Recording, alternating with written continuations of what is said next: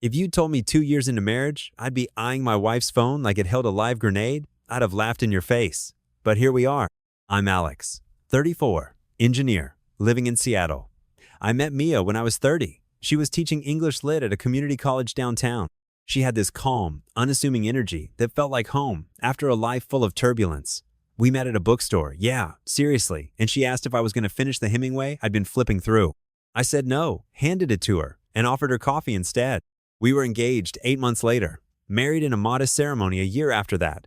People said we were rushing it, but it never felt rushed. With Mia, everything clicked.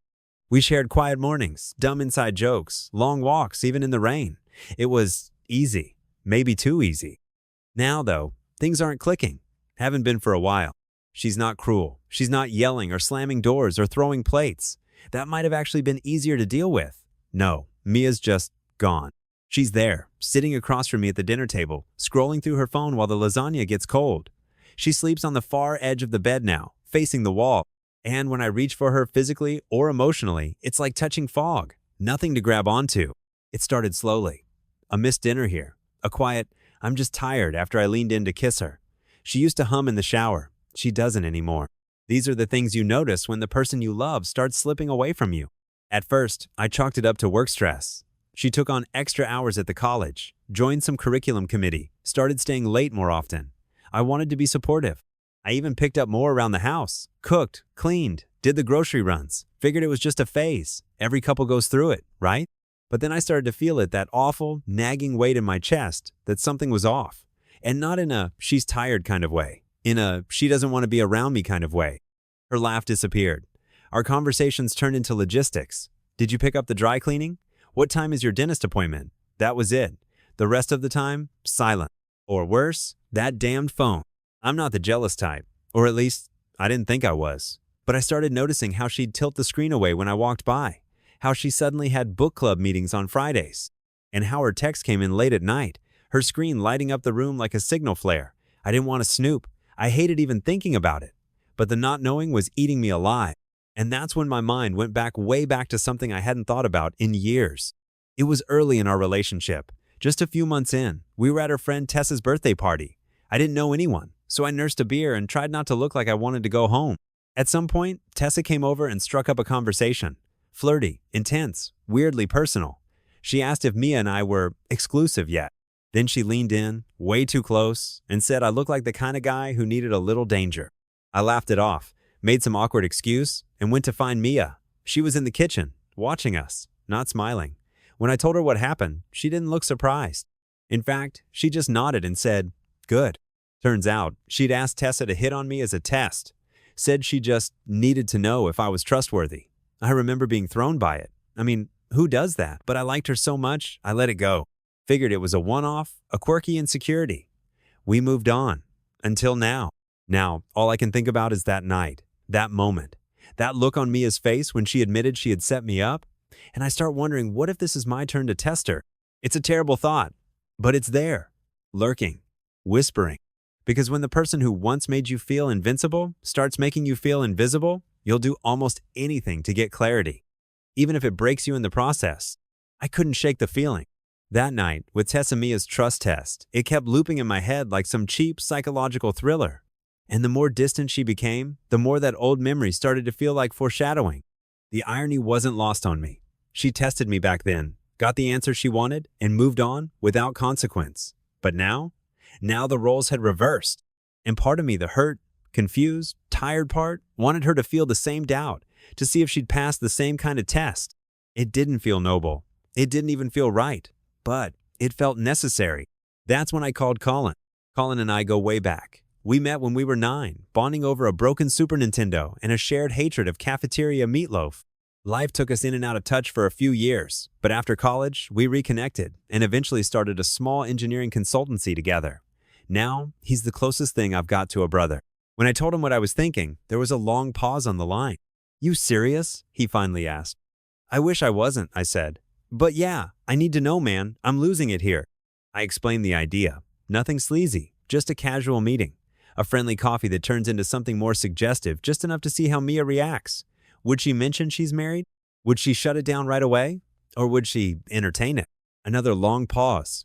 Then Colin sighed. This is either going to blow up in your face or save your sanity. I'm well aware. He didn't say yes right away. He asked questions, a lot of them, and he didn't hide the concern in his voice. But in the end, he agreed not because he liked the idea, but because he could hear in my voice what I wouldn't say out loud. I was unraveling. So we made a plan. Mia had mentioned a new coffee shop near the campus where she worked trendy, cozy, the kind of place with acoustic guitar and overpriced scones. Colin would accidentally bump into her. No script. Just see where she took it. We agreed on boundaries. No touching, no leading questions. Just open the door and see if she walks through it.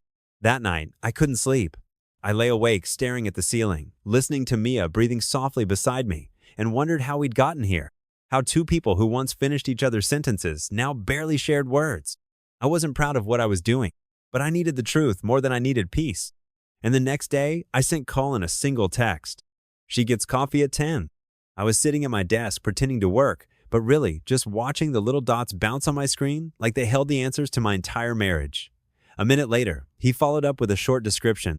Sitting near the window, wearing a red scarf, looks tired but polite. That was Mia. All right. Red scarf meant she hadn't washed her hair and didn't feel like putting on makeup. Tired but polite? That's been her default expression around me for months. Colin slid into the cafe like a casual stranger. He told me later he timed his approach carefully, not too eager, not too obvious. He ordered a tea, glanced around, pretended to recognize her.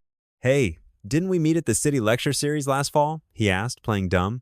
Mia hesitated, then smiled. I don't think so. I haven't been to any lectures since summer. Well then, he said. Let me apologize to a stranger for interrupting her coffee. I'm Colin. She introduced herself. Mia. Simple, unthreatening. He walked the line well. The updates came slowly throughout the day. He'd text short bursts, careful not to overplay it. Talked for 15 mins. She laughed twice. No ring on her finger. Said she teaches writing. I said I'm in renewable design. She said that's cool.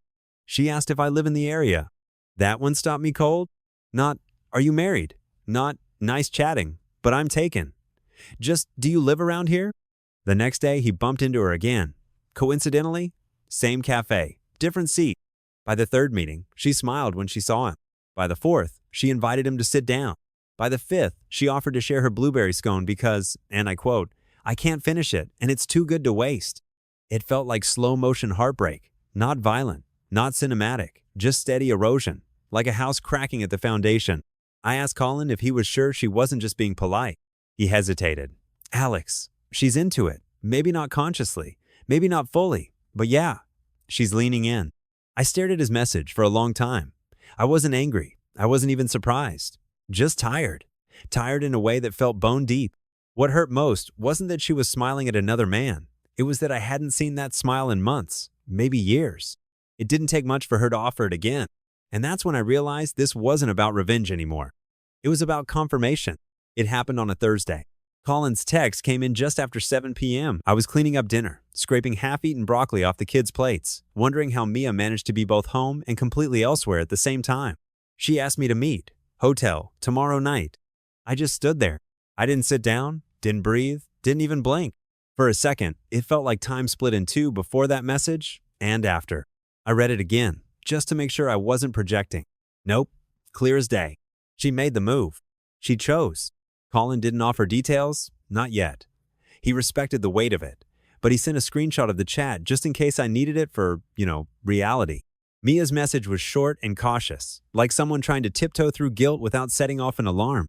There's a hotel off Mercer. I'll be there around 8. No pressure, just coffee. Or not. Just coffee. Of course, that old song. I stared at her words, feeling a storm build in my chest. Not an explosion, no shouting or smashed plates, just pressure. Pure pressure. The kind that creeps into your bones and settles there like cold air in winter. I felt rage. I'm not gonna lie, but I also felt relief. Finally, it wasn't just my imagination. Not overthinking, not insecurity, not paranoia. It was real, undeniable. There was something satisfying about the clarity. Like when you finally find the leak that's been ruining your ceiling for months. It's ugly, it's expensive, but at least now you know where the damage is. Colin asked if I wanted him to go through with it. Said he'd walk away right now if I asked. I didn't answer for a while, just stared at my reflection in the dark window over the sink. Then I texted back, meet her, be kind, don't touch her. He replied with a thumbs up and one more message. I'm sorry, man. I didn't reply. I turned off the kitchen light and stood in the dark for a long time. She was in the living room, watching one of those home makeover shows, completely unaware that I now knew who she really was. Not the person she wanted me to believe she was, but who she became when no one was looking. And honestly, it was like seeing a stranger. The next day, I left work early. Told Mia I had a late client call. She barely looked up from her phone. Colin and I met 2 blocks from the hotel Quiet Place, tucked between an outdated nail salon and an empty yoga studio. He looked uncomfortable, like a man who just helped push his best friend off a cliff, even though I was the one who asked him to. "You sure about this?" he asked. I nodded. No dramatic speeches, no tears, just cold clarity. He handed me the USB. Lobby cams, elevator, hallway, no audio, but more than enough.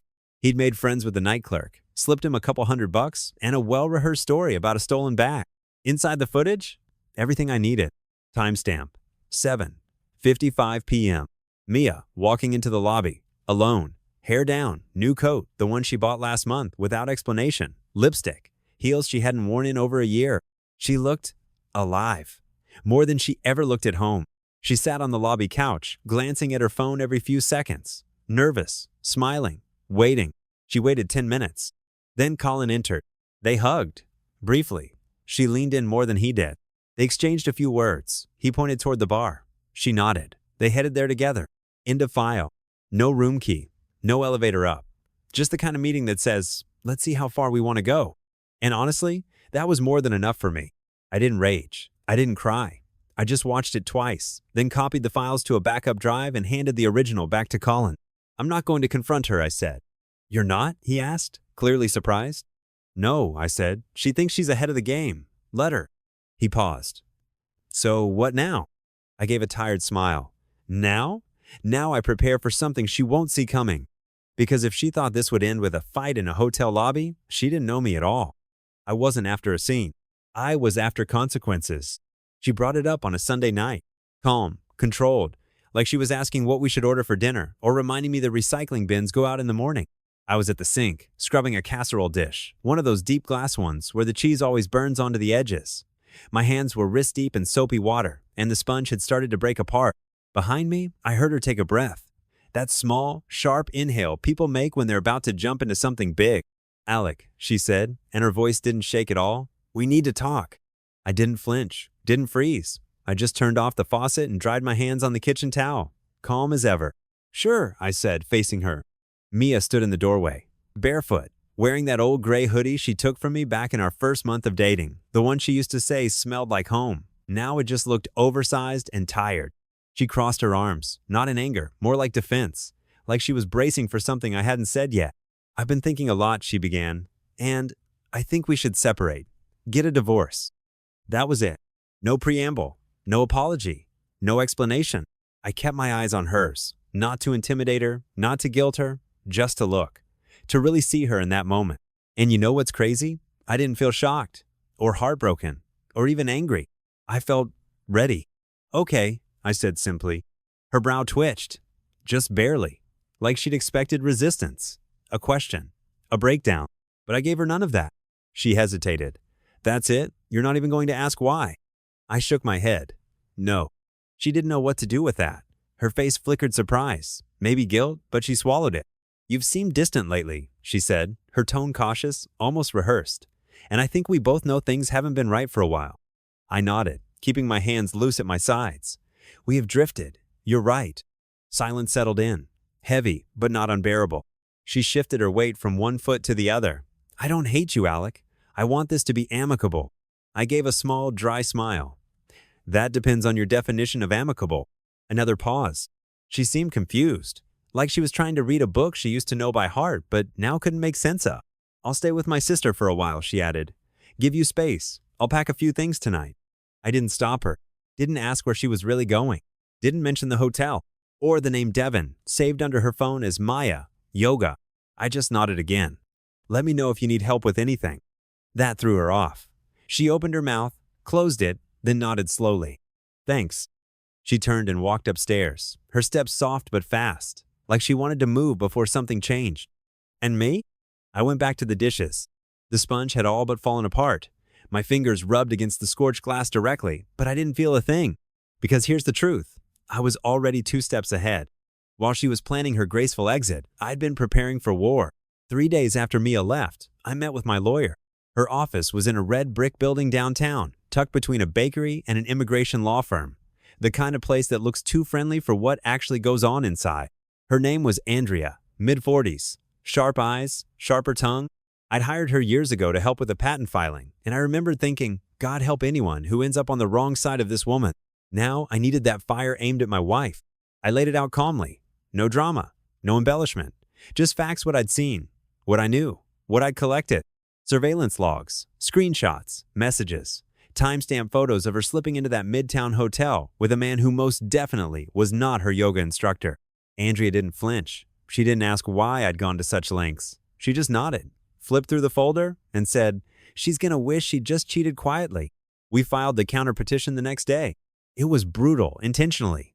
Allegations of infidelity, requests for full custody, financial review, a formal motion to deny spousal support. Because here's the kicker. 6 months before this whole mess, I'd taken a leave from my engineering job. Not because I was lazy or aimless, but because Mia wanted to refocus on her career. I stepped back so she could step forward. I cooked, cleaned, handled the bills, got the house fixed up, took care of every dentist appointment, every scraped knee, every PTA email. She barely saw the inside of our kitchen unless she was grabbing a LaCroix. And she had the nerve to try and paint me as absent? I wasn't going to play nice anymore. I wanted joint custody not because I wanted to cut her out, but because I wasn't going to let her play the victim while I got stuck with the bill. And I wanted my share of her asset. Every stock option, every retirement account, every freelance side gig she thought I didn't know about. Her lawyer called Andrea the next day, tried to feel her out, maybe soften the tone. Andrea barely let him finish before saying, he has proof. You should advise your client to settle quietly before this gets public. For a week, nothing happened. Then came the escalation. Mia sent me a message, not through her lawyer, not formal, just a text. Can we talk? Not about legal stuff, just us. I didn't reply, because there was no us anymore. There was just paperwork, custody, and consequences. And this was only the beginning. The first real crack in her world came 10 days after we filed. A letter from the university, formal and vague, just a notice that, due to recent allegations involving conduct unbecoming of faculty, she was being placed under internal review, effective immediately. I wasn't surprised. Word gets around, especially in a department full of gossip-hungry adjuncts and bitter tenure chasers. I hadn't leaked anything, not yet, but her name was already swirling in enough circles that the administration had no choice but to act. Apparently, one of the men she'd worked closely with on a literary grant committee also had a wife, a very angry wife, who suddenly decided to reach out to the dean's office with screenshots. Actions, consequences. Meanwhile, I was building something. See, once you step off the treadmill of marriage, grief, and survival, you start to remember who you are, or at least who you used to be. I used to be damn good at my job, and I'd had an idea kicking around for years, something in the field of predictive maintenance software for manufacturing systems. Not sexy, not glamorous, but practical, scalable, real. So I built a prototype. Nothing fancy, just a working demo. Then I put it in front of a guy I knew from a conference years ago. He ran a mid-sized industrial firm out of Tacoma, said he'd seen a dozen ideas like it, said mine was the first that actually made sense. He wrote me a check for $50,000 the next week. 2 weeks after that, a second investor matched him. I didn't have a company name yet. Hell, I didn't even have a legal entity filed. But I had momentum, and for the first time in over a year, I felt like I was moving. It's weird how the sympathy of strangers feels warmer than the love of someone who betrayed you. Mia? She called once, left a voicemail. Her voice was thin, like she'd been crying. I never meant for it to get like this. I didn't call back, because I wasn't looking for meaning anymore. I was looking forward, and forward didn't include her. Once the dust settled, life didn't exactly go back to normal, but it found a rhythm, a new one I could actually live with. First thing I did was hire help. Not a nanny, not quite. More like a household coordinator.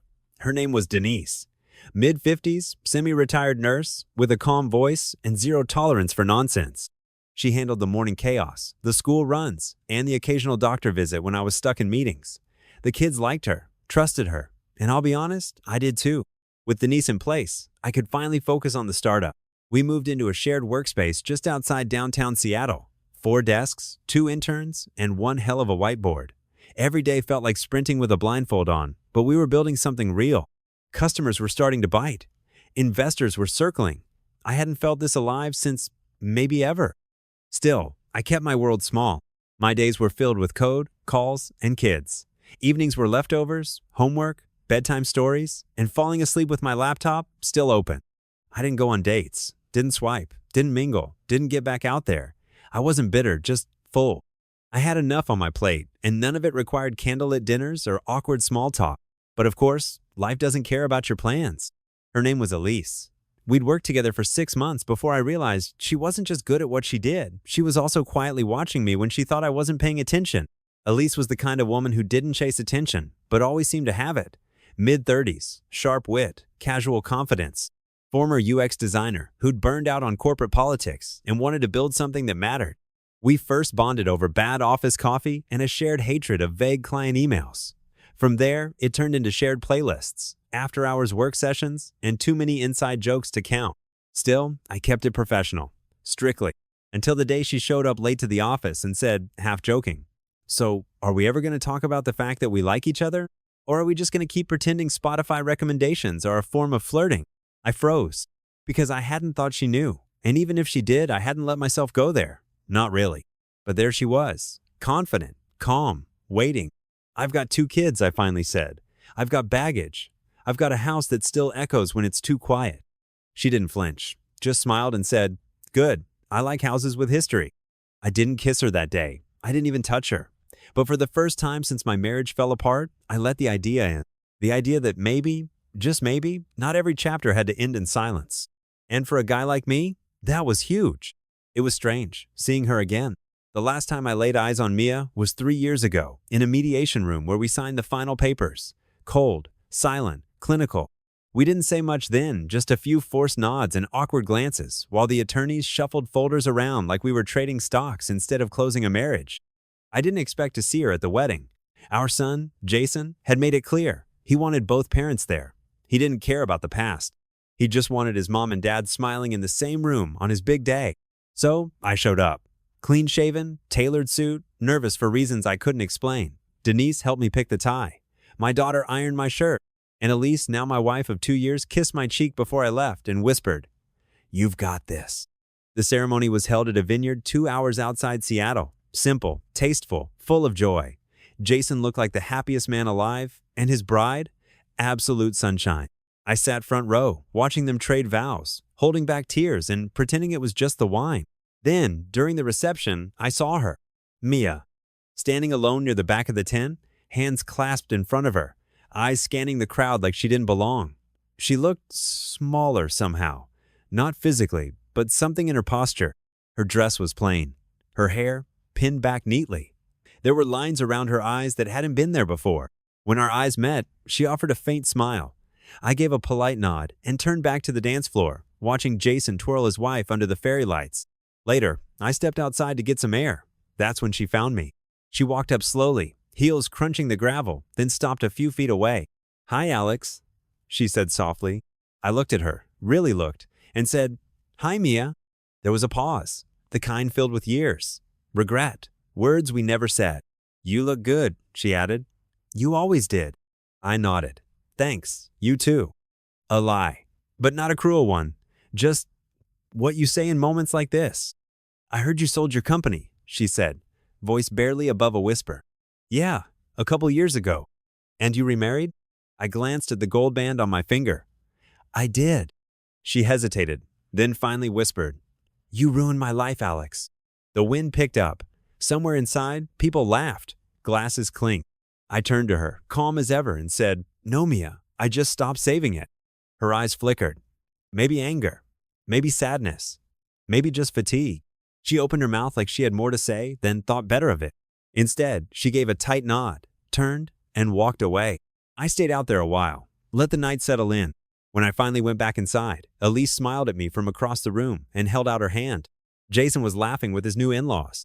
And for the first time in years, I felt a hole. The past didn't vanish. It never does. But it stopped biting. It just sat quietly, like an old scar there if I looked, but not hurting anymore.